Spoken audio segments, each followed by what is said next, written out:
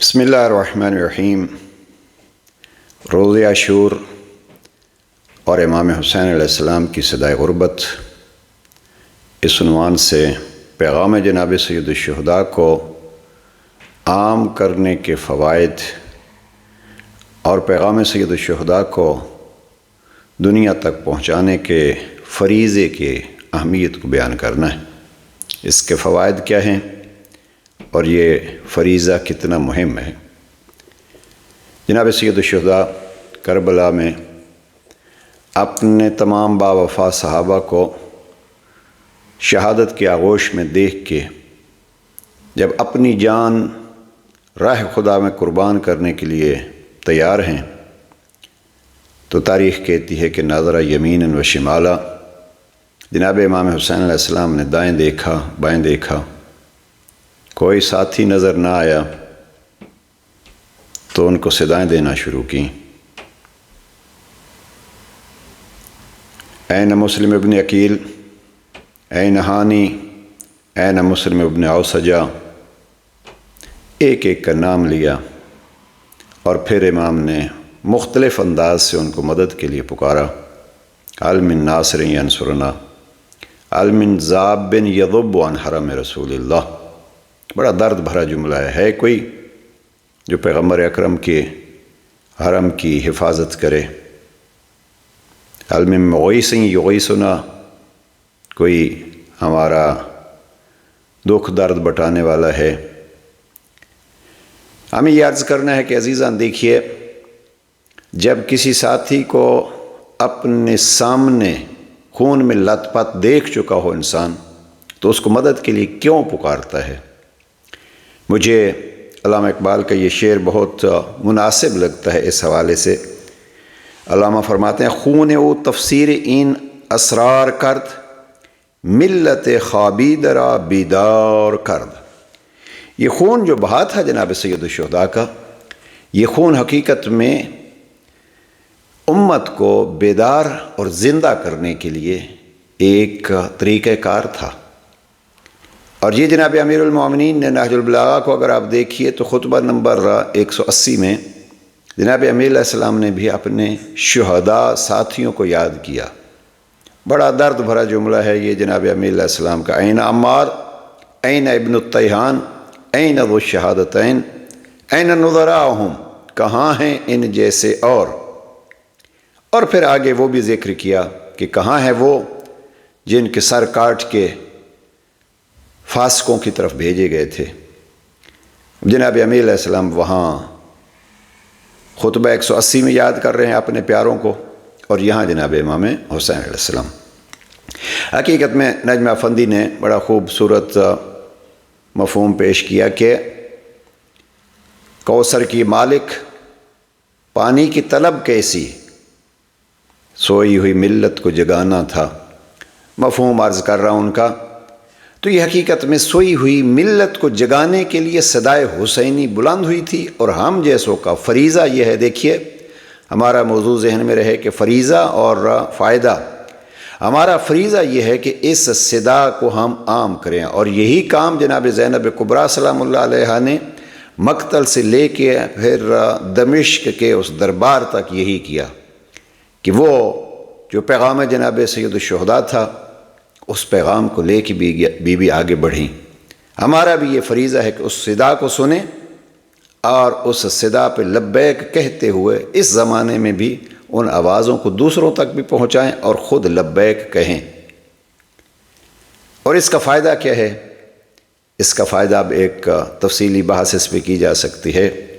صدائے ناصر حسینی پہ لبیک کہنے کا فائدہ یہ ہے کہ دین کو اگر اس دور میں بھی مشکلات کا سامنا ہے تو پھر ہر دیندار، ہر حسینی، ہر حسین کا طرفدار یزیدیت کے مقابلے میں اٹھے گا۔ اب یزیدیت خواہ یزید کی صورت میں ہو یا وقت کے فرعون کی صورت میں ہو، وہ حقوق انسانی کا نعرہ لگا کے اٹھے یا جو بھی نعرہ ہو مظلوم کی مدد کے لیے۔ اور یہاں یہ عرض کرتا جاؤں، دیکھیے قرآن مجید کے قصص جو ہیں یہ کوئی کہانیوں کی کتاب نہیں ہے، یہ زندگی سنوارنے کے لیے ایک کتاب ہے۔ یہ واقعات کربلا یہ نبی اکرم صلی اللہ علیہ وآلہ وسلم کی نواسیوں کو در بدر پھرایا جانا اور بی بی کو دیکھ کے یزید کا وہ جملہ کہنا کہ کاش میرے بدر والے ہوتے تو آج خوش ہو جاتے، یہ حقیقت میں جب عزاداری کی صورت میں جملات دہرائے جاتے ہیں تو حقیقی اسلام کی پہچان بھی ہوتی ہے، اور اسلام پہ کیا مشکلات گزری ہیں، اور یزید جیسے راعی و حاکم و سلطان جب بیٹھے تو یہ اسلام کا کتنا بڑا نقصان ہو چکا تھا۔ میں جو چیز عرض کرنا چاہتا ہوں وہ یہ کہ یہ طریقہ قرآن مجید ہے۔ اب دیکھیے جناب موسیٰ کا تذکرہ، اور ہم نے ظاہراً گزشتہ سیشن میں یہ عرض کیا تھا علامہ اقبال کے وہ جملات موسیٰ و فرعون شبیر و یزید، تو یہ دو قوتیں از حیات آید پدید۔ جب جناب موسیٰ پہ مشکل بنی تو اللہ سبحانہ وتعالیٰ نے قرآن مجید کا وہ پورا حصہ بیان کر دیا، کیسے جناب موسیٰ کی ماں پانی کے کنارے جناب موسیٰ کو لے آتی ہیں، اور پھر جناب موسیٰ کو دریا برد کرتی ہیں، دریا کے سپرد کرتی ہیں۔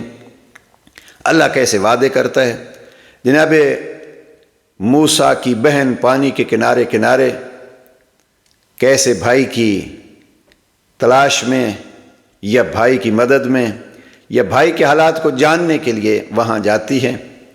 تو اللہ سبحانہ وتعالیٰ نے وہ ماں کا تذکرہ بھی کیا، وہ جھولے کا تذکرہ بھی کیا، وہ معصوم بچے کا بھی تذکرہ کیا، وہ دریا کا بھی تذکرہ کیا، وہ پانی کا بھی تذکرہ کیا، وہ بہن کے چلنے کا بھی تذکرہ کیا، اور وہاں جب وہ دربار فرعون میں پہنچتی ہے تو وہاں بہن کی حالت کو کہ نہ وہ خوش ہوتی ہیں نہ وہ روتی ہیں اس کا تذکرہ کیا۔ پھر پورا کوئی قصہ کس لیے بیان کر رہے ہیں اللہ سبحانہ وتعالیٰ کی ذات؟ اللہ سبحانہ وتعالیٰ یہ واضح فرما رہے ہیں کہ دیکھیے اللہ والے اللہ پر اگر بھروسہ کرتے ہیں تو ان بھروسہ کرنے والوں کو اللہ کامیاب کیسے کرتا ہے، اور پھر ساتھ یہ ہے کہ یہ اللہ والوں کے قصے بیان کرنا وہ شروع سے آخر تک یہ بھی اللہ ہی کا ایک طریقہ ہے اور قرآن مجید کے عین مطابق ہے۔ بہت سارے واقعات، آپ اصحاب کہف کے تذکرے کو دیکھیے، وہ تذکرہ جو جناب سید الشہداء نے کٹے سر سے کیا تھا کہ آپ کیا سمجھتے ہیں کہ اصحاب کہف اور اصحاب رقیم زیادہ عجیب یہ واقعات ہیں؟ تو اس سورہ کہف میں دیکھیے اللہ سبحانہ وتعالیٰ نے کیسے کیسے ان چند جوانوں کے واقعات کو لکھا ہے، یا مثلا آپ جناب حاجرہ کا، جناب اسماعیل کا، جناب ابراہیم کا وہ قصہ دیکھیے۔ اب یہ کوئی قصے جو ہیں وہ قصوں کے لیے نہیں ہوتے، اسی لیے عجیب ہے۔ اور اب عملی طور پر جناب حاجرہ کا صفا سے مروہ، مروہ سے صفا، پھر وہ پانی کا پیا جانا اور سارا تذکرہ، اور پھر جناب ابراہیم اور جناب اسماعیل کی وہ قربانی۔ تو حقیقت میں یہ قربانیاں انسان کو قربان ہونے کے لیے بیدار کرتی ہیں، اس لیے علامہ اقبال کی وہ جملات دہرا رہا ہوں کہ یہ سارا کچھ کیوں ہوا ہے؟ ملت خوابید را بیدار کر، امام حسین علیہ السلام کی وہ صدائیں اس خاموش اور سوئی ہوئی قوم کو جگانے کے لیے ہیں۔ ایک جملہ اور سورہ شمس میں فَقَذَّبُوهُ فَعَقَرُوهَا، یہاں بعض علماء بڑے واضح الفاظ میں فرماتے ہیں کہ جناب صالح کی اونٹنی کو کاٹا اس کے پاؤں کو ایک شخص نے تھا، رب کریم فرماتا ہے کہ فَقَذَّبُوهُ فَعَقَرُوهَا، ان سب نے حضرت صالح کو جھٹلایا، فَأَقَرُوهَا، اور اس اونٹنی کو سب نے پاؤں اس کے کاٹے۔ حالانکہ تاریخ کا مسلمہ سا یہ بیان ہے کہ ایک شخص تھا اور نام بھی اس کا لکھا ہے۔ تو اللہ سبحانہ وتعالیٰ نے سب کی طرف نسبت کیوں کی کہ اگر کوئی اس پہ راضی ہوتا ہے تو وہ بھی اس میں شامل ہوتا ہے۔ بہرحال ہم خلاصہ یہ عرض کر دیں کہ جناب سید الشہداء کی صدائیں آج بھی الحمدللہ بلند ہیں، اور وہ آج بھی اسلام کی قربانی کے لیے لوگوں کو تیار کر رہی ہیں۔ اس لیے بہت سارے متعصب افراد کو بھی کہنا پڑا کہ جو انداز شیعیت میں قربانیوں کا ہے وہ کہیں کسی اور نظریے میں نہیں ملتا، اور یہی وجہ ہے کہ آج بھی یہ سلسلہ قربانی جاری بھی ہے، اور جناب سید الشہداء کے اس ذکر کے ذریعے سے لوگوں کو مقام امامت و تشیع کی وضاحت بھی مل رہی ہے۔ رہ گئے اللہ کے وعدے۔ جناب زینب کبریٰ سلام اللہ علیہا نے مقتل میں جناب سید الشہداء سے جو باتیں کی تھیں وہ یہ کی تھیں، بیٹا ہم یوں اپنے لاشوں کو بے گور و کفن چھوڑ کے جا رہے ہیں، ٹکڑے ٹکڑے چھوڑ کے جا رہے ہیں، لیکن بیٹا اللہ کا وعدہ ہے کہ جو اس کا ہو جاتا ہے بیٹا یہاں قبر قبریں بنیں گی، مزار بنیں گے، یہاں زوار آئیں گے اور یہاں ایک رونق ہوگی۔ اور آج کی رونق یہ بتلاتی ہے کہ کسی کو جناب زینب کبریٰ اور جناب امام زین العابدین علیہ السلام کی طرح اللہ پہ بھروسہ ہو تو اللہ ان کو ایسا مقام عطا فرماتا ہے کہ کربلا کہاں اور آج اس کی رونقیں کہاں۔ پروردگار صدائے حسینی کو سننے، اس پر لبیک کہنے اور اس صدا کو آگے پہنچانے کی ہمت و توفیق عطا فرمائے۔ والسلام علیکم ورحمۃ اللہ وبرکاتہ۔